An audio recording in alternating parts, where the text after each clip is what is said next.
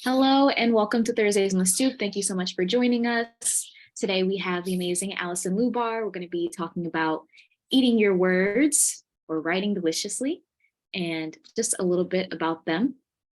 Alison Lubar teaches high school English by day and yoga by night. They are a queer, non-binary, mixed-race femme whose life work, aside from wordsmithing, has evolved into bringing mindfulness practices and sometimes even poetry to young people. Their work has been nominated for both the Pushcart and the Best of the Net, and they're the author of 4 chapbooks: Philosophers Know Nothing About Love, Queer Feast, Sweet Euphemism, and It Skips a Generation. Now I'll let Alison take over. All right. So welcome. Thank you again so much for your patience as I raced home from work safely-ish. This is Eat Your Words, or Wouldst Thou Like to Write Deliciously? So I've been doing a lot of writing about food. It functions in a lot of all the chapbooks that I have, and I just feel like it's an endless source of inspiration. And you don't have to be a foodie to access this. So this is, and I also took this from the movie The Witch with that the taste of butter and just this idea of luxury, but that food doesn't have to be something that is positioned in such a binary sense either. All right. So a little introduction, if you're comfortable, and I will also find a way to get the chat up as well for myself. Sharing your name, your pronouns, and a food you'd like to try or your least favorite food. I will go first to model. My name is Allison. My pronouns are they, them. And my favorite food is I'm going to say my favorite vegetable is the artichoke. And then you can either raise a hand or you can unmute or you can just come into the chat.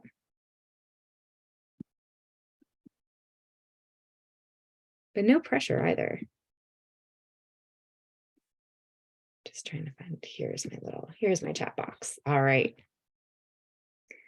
Oh, another Allison. All right. So just so you know, I will be reading what's in the chat. If you prefer not to have your stuff read, just have a little please do not read in the chat. So Allison, her favorite food is Alaskan soup. Alaska roll is my go-to order. Megan, Darcy also love artichokes. Jane loves bacon. Wonderful choices, everyone. Carol, chocolate, Sarah, ice cream. The movie Chocolat, what an endless source of inspiration. Favorite food is pizza from Marge. Connor, love raspberries. I do a lot of writing about those. William, Rachel, last favorite food is soup because I spill it all over my bed. Yeah, soup is so messy. If I can, I guess whatever I can drink through a straw is preferable. Salad, absolutely. A good salad with all the stuff in it. Anyone else? Last call. Right.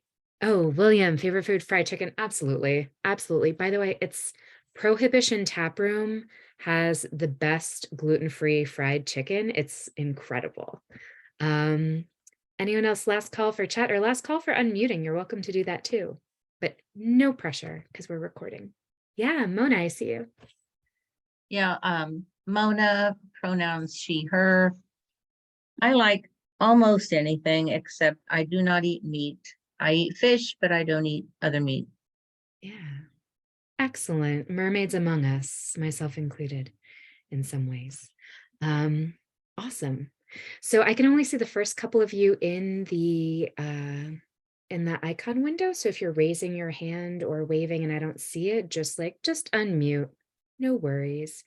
So let's get into a little bit about me. So my main genre is poetry. I have 4 chaps out. Philosophers Know Nothing About Love, Queer Feast, Sweet Euphemism, and It Skips a Generation. And I highlighted Queer Feast particularly because it's about being gay and loving food and loving love. I also teach high school English, which is why I was zooming home. Philosophy there, also yoga there, sometimes mindfulness, etc. And I live in East Philadelphia with my wife, which is also called New Jersey, but originally from the West Coast.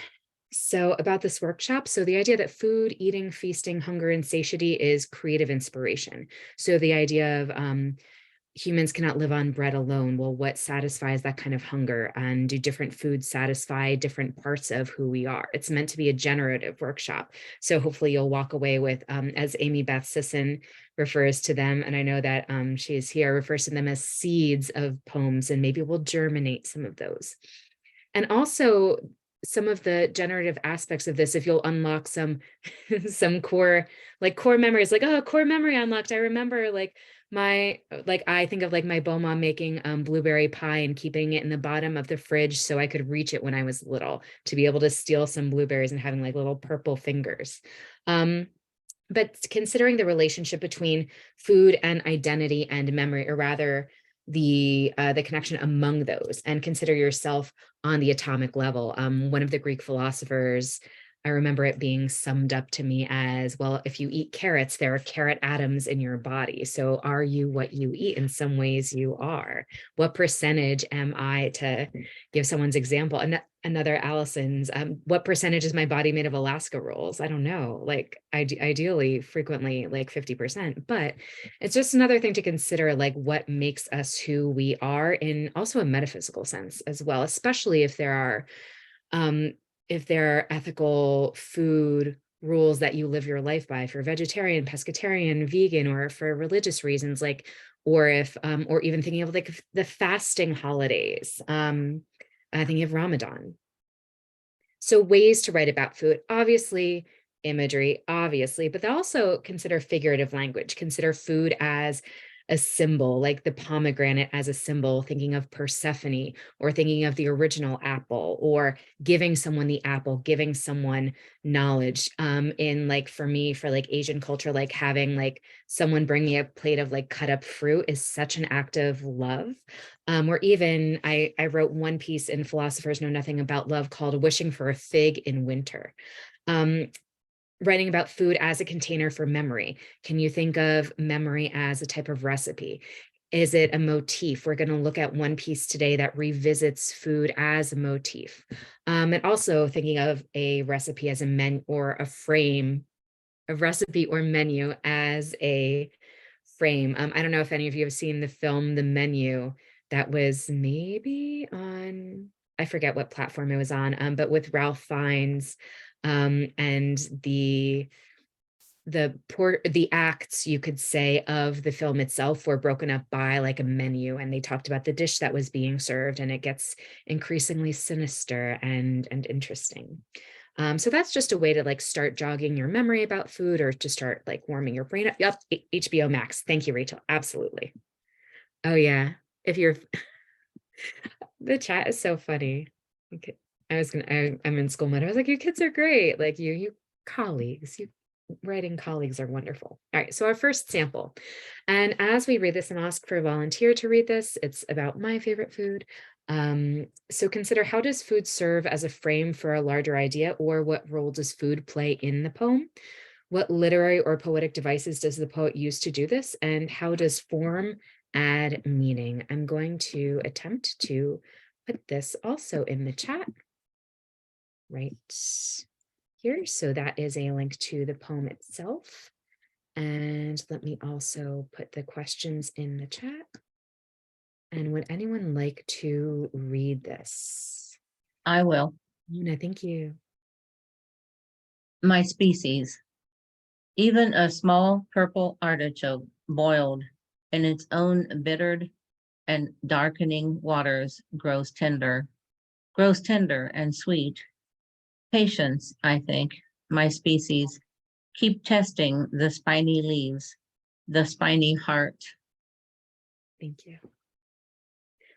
Would anyone like to read it a second time? Just, it's so short. I'll read it. Wonderful, thank you. My species. Even a small purple artichoke, boiled in its own bittered and darkening waters, grows tender and sweet. Patience, I think. My species keep testing the spiny leaves, the spiny heart. Thank you. Wonderful readings, both of you. So either by unmuting or just adding in the chat, either or, consider any of these questions too.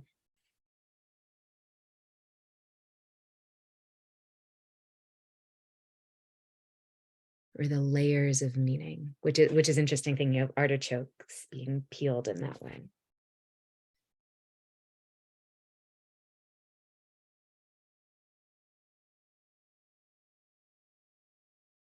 So not an exit. So Amy Beth says, oh, so Mona says a device is repetition.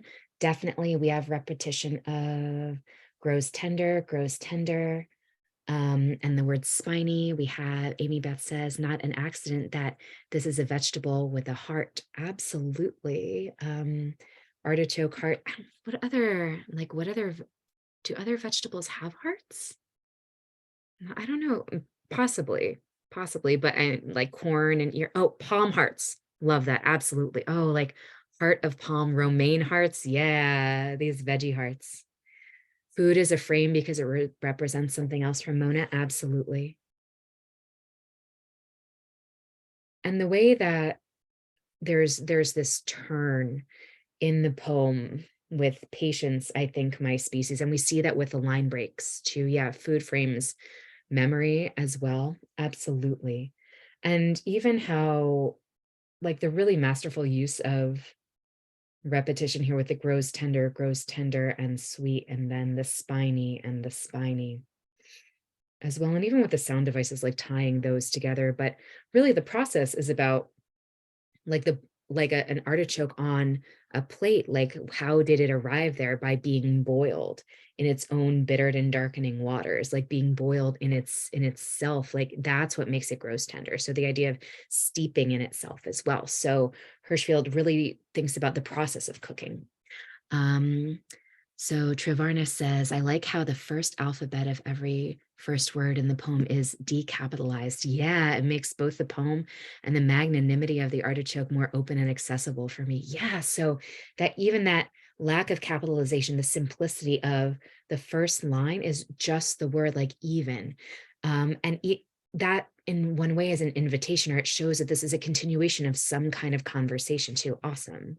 And the word magnanimity, like, gorgeous. Have patience, keep testing my heart. Yes. So even patience in the constant testing.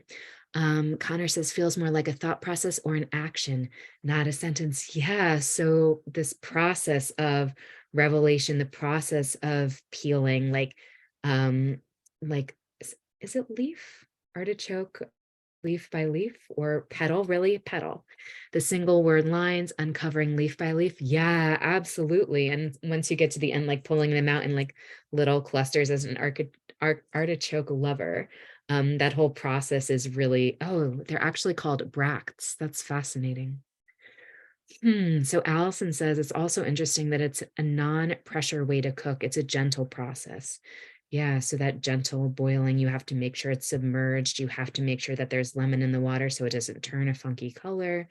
So even that, like the idea of patience, and this is a poem about patience, a poem about having a heart tested, and what we, and the protection that we put around our hearts.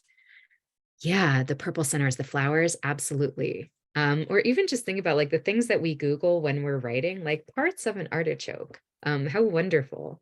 And anything that has parts, like those are all like entryways to a type of writing. I don't want to spend we could definitely spend the whole time on this. The next piece is prose. I almost never do prose, but this is a piece that I've used with my students before. It may be well known to you, but it's one that I enjoy. And same questions apply. This is how to eat a guava, and I'm going to put a link to this in the chat. It's from some wonderful school that decided to put its education materials online. And I will share that in the chat here. It is a little bit longer, so how about let's have 2 readers, and we'll divide this at one reader will pause after they read paragraph 6, ending bend the branch. So who would like to do some reading? I'm happy to do it as well.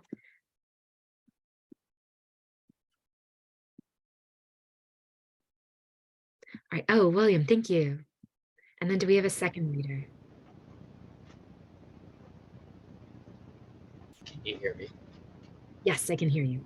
Yeah, or maybe, well, like you can take the whole thing, or if you pause after branch, I'll take over. Your choice. Let's do pause after branch. Great. Okay. There are guavas at the shop and save. I pick one the size of a tennis ball and finger the prickly stem end. It feels familiarly bumpy and firm.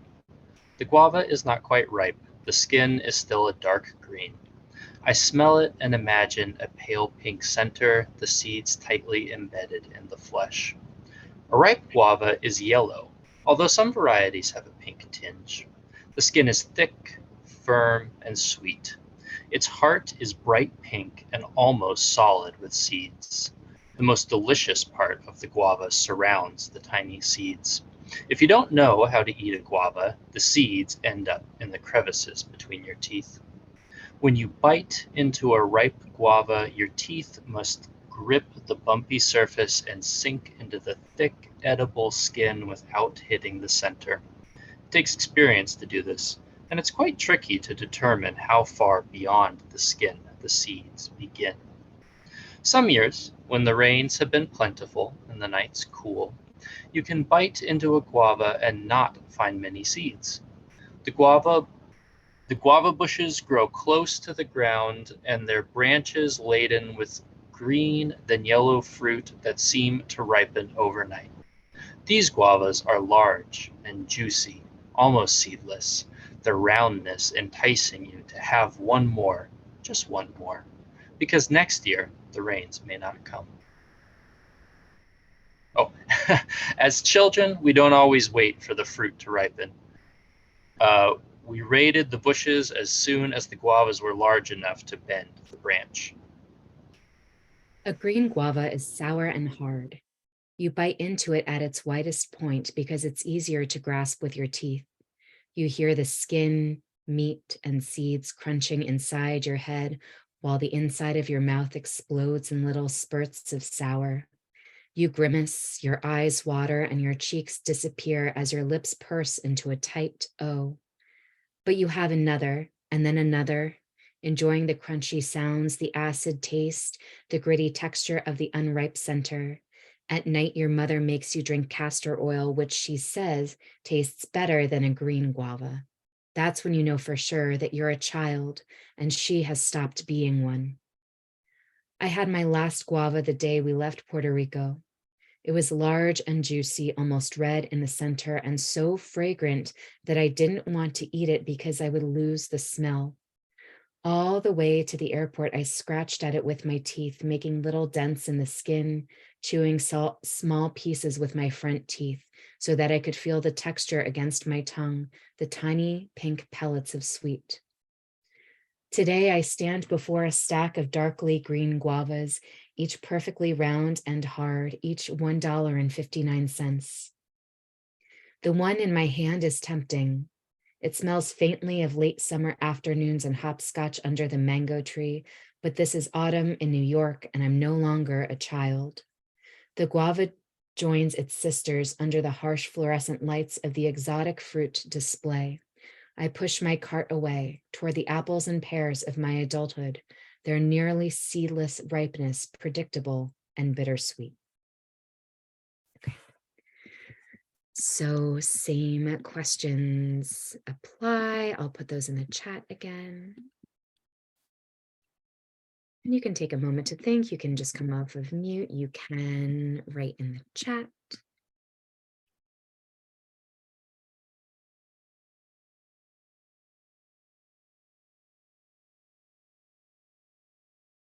And also interesting to look at that little epigraph.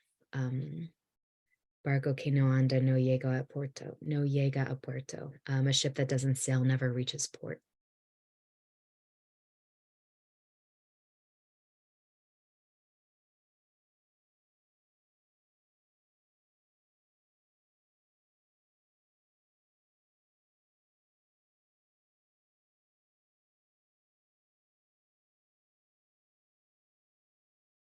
Yeah, so Megan says taste buds have receptors in the hippocampus, which is where the episodic long-term autobiographical memory resides.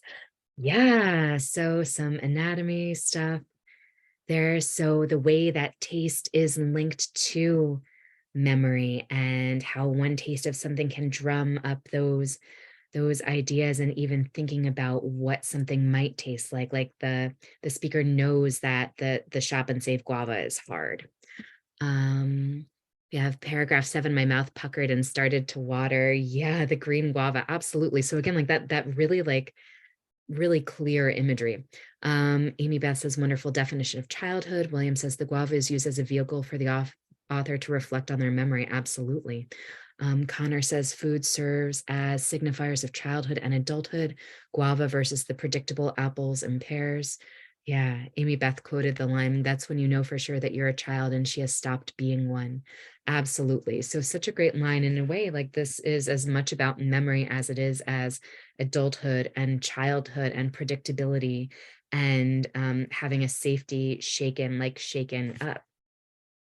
At the end, we know her memories are bittersweet and know why, she says, from when she was Puerto Rican. So the way that this guava is tied to identity and knowing how to eat one. Like, would she still remember to eat one at this age? Like, yeah, probably. Um, but that idea of what is lost in translation, what is lost in consumption of something else, or taking the predictable for something that is out of place, like these green guavas in the exotic fruit section, like that idea of the exotic fruit section, like, oh, cringe. But it shows that idea of like feeling like out of place or really feeling displaced, lost in shipping. Yeah.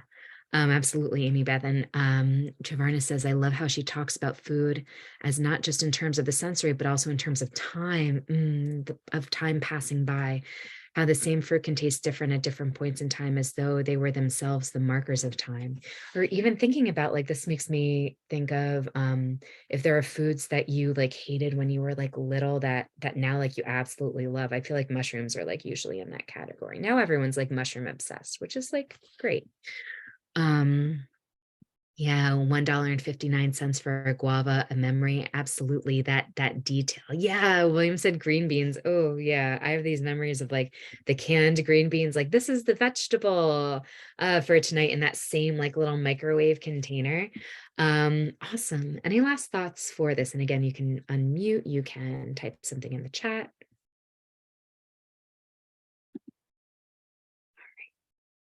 So let's see.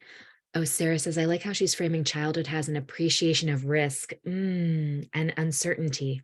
And adulthood is choosing the predictable. Yeah, choosing the safe, choosing the reliable in terms of freedom. So Alison says the guava was free and plentiful as a child. Now, as an adult, it has a cost. Yes. Yep. In the exotic fruit display. So I don't recall when this was written, but even like $1.59 for something that you could get, like, it's just so many. And even that detail of hopscotch under the mango tree. So there's no other mention of mangoes, I don't think, except for that at the very end. And it's just like a casual, like, oh, like under the mango tree, as like a suggestion of that abundance as well. Really awesome. Any other thoughts? So I'm just going to show you the other two samples that I have. We're not going to talk about them because I do want to prioritize writing time for you. So the next sample is Cutting Greens by Lucille Clifton. I'm not sure if they're here, but Edith Rodriguez wrote an incredible golden shovel on this that won the Sandy Crimmins last year. And I have a link to that at the end of this as well. So Cutting Greens, let me throw the link in there. In the event that you are, during writing time, you needed a little additional inspiration. This is an incredible poem. Yeah, Mona, absolutely. Grew up eating greens. Another example is The Tropics in New York, Claude McKay, which I think serves as a really great complement to Esmeralda Santiago's piece.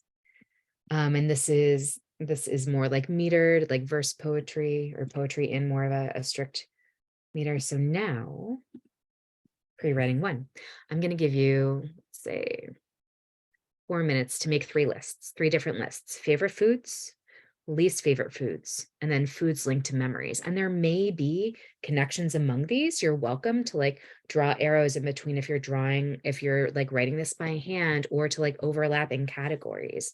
So take 4 minutes. I am going to set the timer now. And I'll put the directions in the chat.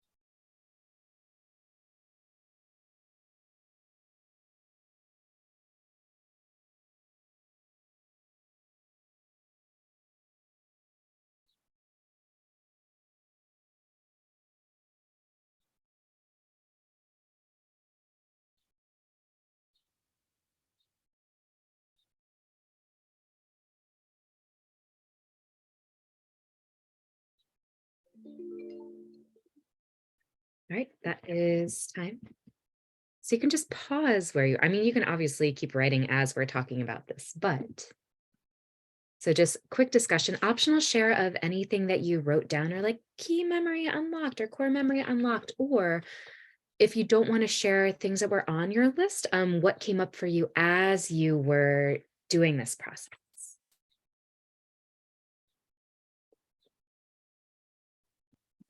And you can put in the chat, you can unmute. I think just unlocking a lot of memories actually felt good in that sense. It was funny like what popped up with the food, where I would think of like raspberries and be like, oh yeah, there was that raspberry patch near my house, So that was really good. It was nice. Just unlocking Absolutely. stuff. Oh, that's so great. So even like, ooh, you bring up a good point too. So food as a connection to place. And frequently that Mm. happens. Like if you think of like, oh, what's the best meal you ever ate? Like I'm sure many of us remember like where we were and who we were with and that kind of like tableau as well. So really awesome. I wanted to unmute myself because I can't write this fast enough. One of my least favorite things was peas, and it's also a memory because my father taught me how to burble peas, which is what you do is remember when Sears, Roebuck and Company used to have the vacuum cleaners that would they would show a ball spinning with the vacuum cleaner exhaust, keeping the ball up in the air. My father taught me how to do that at the dinner table with peas. Wow. I would kind of love a workshop on that. That's He was That's Yeah, so me cool. too. that's so fun. Yeah. Oh, wow. Oh, that's already a poem. Like that's already like absolutely. That's awesome. Okay. Well, I'm muting out now. Okay. Thank you. All right. So Mona said, I've already written a lot about food and memory. So that was easy. Excellent, Allison. Almost all my food feelings are linked to memory. I love the feeling slash memory more than the taste. Yeah. So is the food bitter, but the memory sweet or something like you can play with word core memory unlocked beef stroganoff. Yeah. I remember I have beef stroganoff memories of my mom making it and being horrified when I saw her like squirt ketchup into it. I was like, what is this that I've been eating? Yeah, the Proustian thing, Connor says, so remembrance of things past with the Madeleines. Um, Carol and I have a similar yucky story about cherries. Excellent from Mona.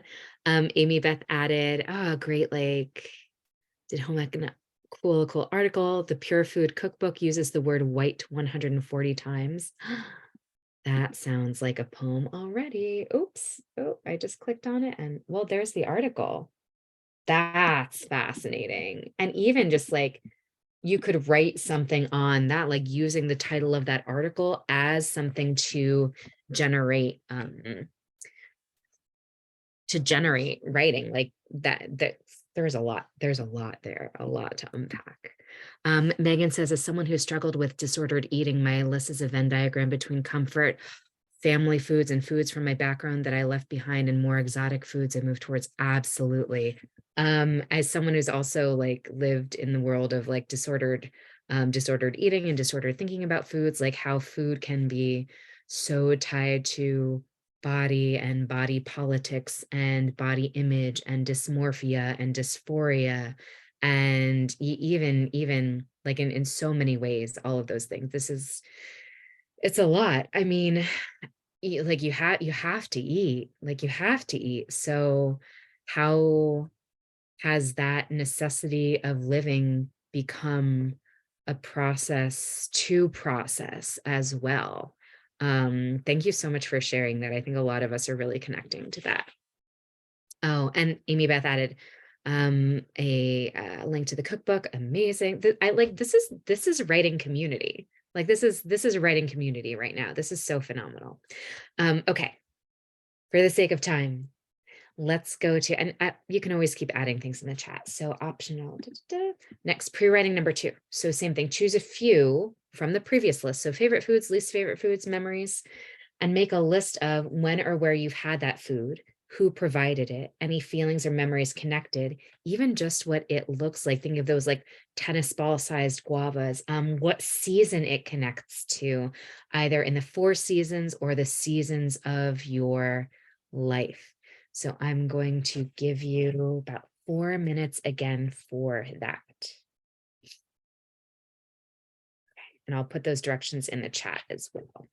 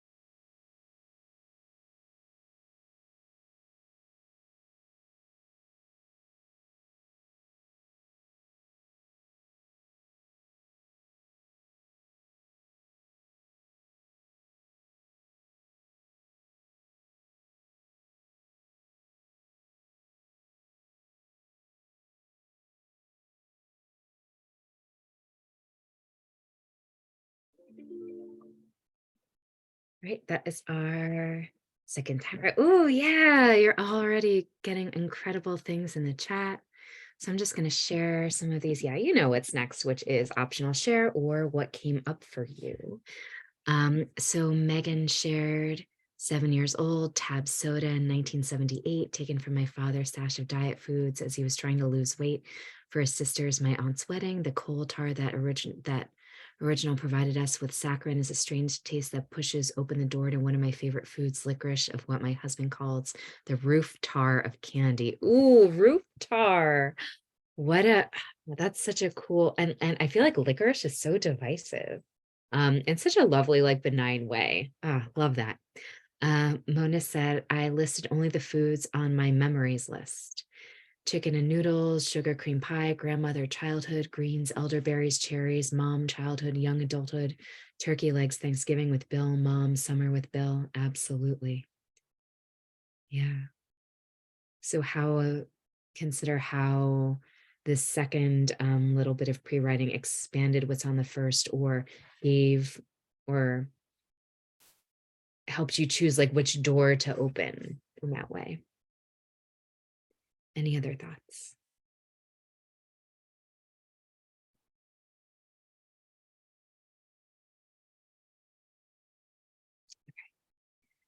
So for timing's sake, I think we have one more. All right. So Laura added beef stroganoff made by my grandmother during summer vacation, eating it with my sister and cousin.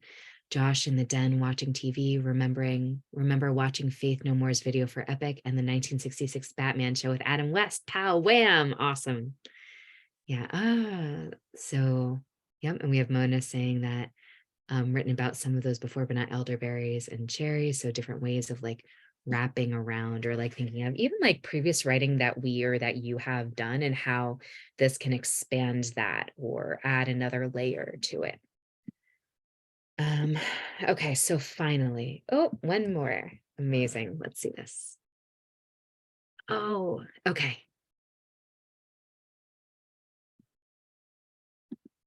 So I'm going to wait for this for when we have our share at the very, very, very end to just like hold like a private and like sacred space for what we're writing poem wise. But oh, I love this already. All right. So let's move on to a little bit more writing time. So this is actual like writing time. Some of you have already done this. Amazing. You can continue. So choose your container. And whether that container is a poem, whether it's a prose, whether it's a prose poem, creative nonfiction, and see what comes up. It could be hybrid. It could be instructions or a type of hermit crab poem. I've written poems as recipes. So even considering the kind of container that you want. And I'm going to let's take 8 minutes for this. And then we will stop the record. Oh, I'll go through a couple like last slides, then we'll stop the recording, and then we can share like what we've written. So your time starts now.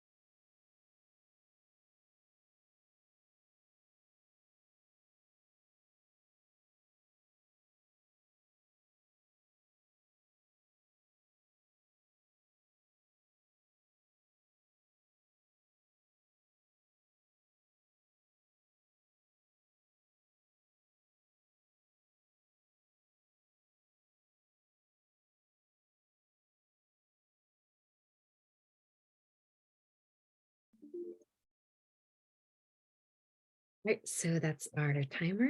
I'm gonna go through, I just have like a couple more slides of just some other like suggested reading, my contact info, and then we can stop the recording afterwards and do some sharing. So then we will share once the recording stopped. So bonus features. So I came across, as I was doing some research for this really cool article from Poetry Foundation called "What Does Food Have to Do with Poetry" by Dorothy Chan. The next piece is one of my favorite poems, "To the Man Who Shouted I Like Pork Fried Rice at Me on the Street" by Franny Choi. Incredible poem. And finally, Greens by Edith Rodriguez. And she was the 2022 Sandy Crimmins winner, Philadelphia. And I think she just won like the Button Poetry Chapbook Prize. I'm pretty something big, like big. Anyway, local Philly community is amazing. And we'll have a Thursday on the Stoop in June. Like, she's incredible. So thank you. If you're hungry for more, here is my website. There is my Gmail. You can find me on Twitter, and hope to hear from you soon. So we can go ahead and stop the recording, and then we can share the writing.